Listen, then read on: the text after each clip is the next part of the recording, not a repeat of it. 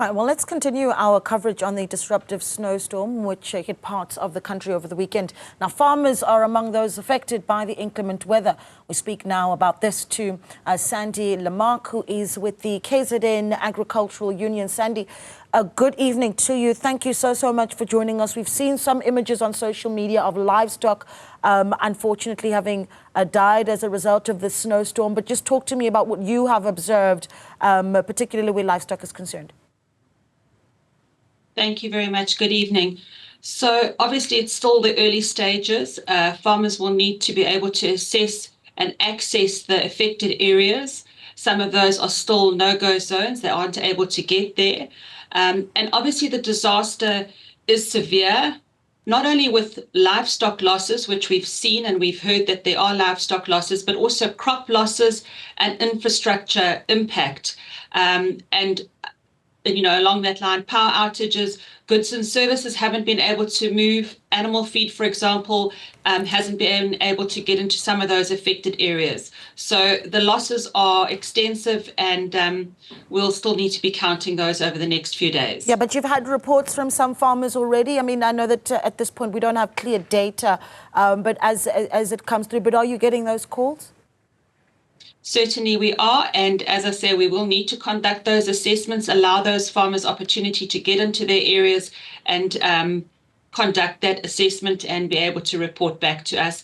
Obviously, we also wait for government to announce if there's going to be any declarations of a disaster, and in so doing, then it also opens the door for us to participate in any assessments that the department may conduct. Yeah, are you anticipating that? I mean, is that the right course of action, particularly where farmers are concerned, a declaration of a disaster, but also for those farmers that have lost livestock, what is it that they need at this point? Certainly, look, we have to work according to the Disaster Management Act, and as such, a declaration will then be made, and then we will obviously have to conduct those assessments, and then the department will announce if there's any form of relief that will be provided. At this stage, obviously, as I mentioned, it is not only livestock losses, but crop losses and infrastructure repairs and maintenance that will also need to be conducted, because goods and services cannot move in and out of areas where that infrastructure is damaged. In terms of livestock, obviously fodder, but I must say that we are hoping that we'll be able to see some recovery take place, some relief take place, and assistance from government.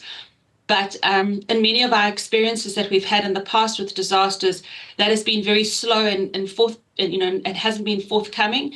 So we've seen farmers, neighbouring farmers, other provinces have come forward and assisted whilst we wait for that relief to come from government, which, as I say, may be in the form of fodder, feed that's required, and also infrastructure repairs and maintenance that need to be conducted.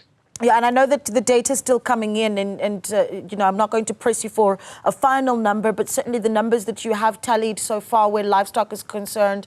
I mean, we're running visuals on the screen right now, Sandy, where just in this one video, I counted about 4 cows that have died as a result of the snow. Any preliminary numbers that you've received?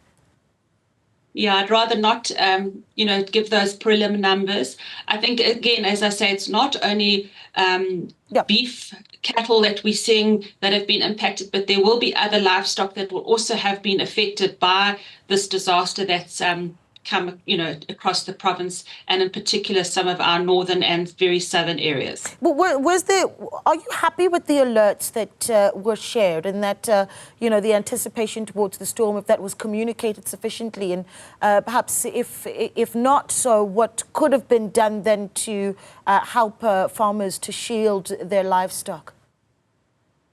So I think the early warning systems is one of the lessons that we've learned in the past. And those early warning systems seem to be working reasonably well. I mean, one can never always predict exactly what the nature of the disaster is going to look like when it actually, hits the different areas. But certainly there was some good information that came out, and I think people were able to make provision for preparing for the cold, the snow, the rain that was expected. But, there's always room for improvement. And again, hopefully that working with government, we'll be able to find those places to improve and continue working on our early warning systems. Yeah. And then I think before I let you go, maybe talk to us a little bit about what is it that, if at all, if you are a farmer, you get that alert, just how much power you have to do anything. Sorry, I didn't get that question. So where an alert is sent, and you talk about how the warning systems certainly aren't there, but once they have been shared, there's of course the question around, as a farmer, you get the alert, how much you really can do. Look, I mean, with those alerts, there are things that can be done. You can try and move your livestock, if you have livestock out in the open, into more sheltered areas. Again, it depends on what crop or what livestock that you have as to how you respond, but it does allow you a little bit of time, as I say, to try and take preventative measures, particularly with livestock that is out in the veld, to move those into sheltered areas. Yeah, and then of course as we see the mop-up operations taking place, one of the things the Cocta Minister did say is that for those travelling, delay your travel as much as possible, and setting himself a target of, I suppose, the clearance of the N3 to be done by Tuesday. But I mean, your message right now to farmers watching at this particular moment around whether or not you believe we are out of the woods yet. Look, I think we must thank our farmers firstly for the amount of effort and humanitarian assistance that they have provided. We know in many areas it was the farmers that were out there assisting and helping people that were stuck. So I really would like to thank them for that. We will communicate as soon as we have those assessment details that the government would like us to conduct. Okay.